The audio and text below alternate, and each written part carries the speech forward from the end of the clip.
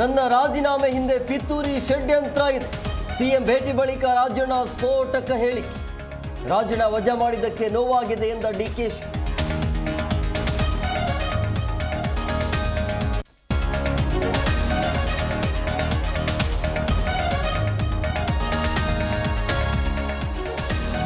ವಿಧಾನಸಭೆಯಲ್ಲಿ ಕಾಲ್ತುಳಿತಕ್ಕೆ ಸದ್ದು. ಇದು ಕೋರ್ಟ್ನಲ್ಲಿದ್ದ ಚರ್ಚೆ ಬೇಡವೆಂದ ಪರ.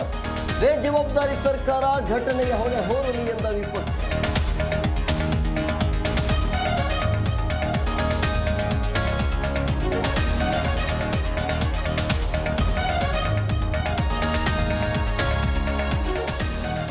ನಟ ವಿಷ್ಣುವರ್ಧನ್ ಸ್ಮಾರಕ ಧ್ವಂಸ ವಿಚಾರ. ಕರ್ನಾಟಕದಾದ್ಯಂತ ಅಭಿಮಾನಿಗಳ ಆಕ್ರೋಶ.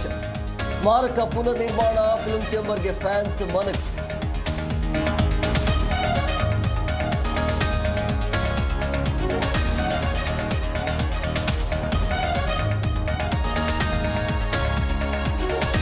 ಕಣ್ಮಣ ಸೆಳೆಯುತ್ತಿದೆ ಮುತ್ಯಾಲಮಡು ಜಲಪಾತ. ಹಾಲ್ನೊರೆಯಂತೆ ಹರಿದು ಬರುತ್ತಿವೆ ಜಲಧಾರೆ. ರುದ್ರ ರಮಣೀಯ ತಾಣಕ್ಕೆ ಪ್ರವಾಸಿಗರ ದಂಡು.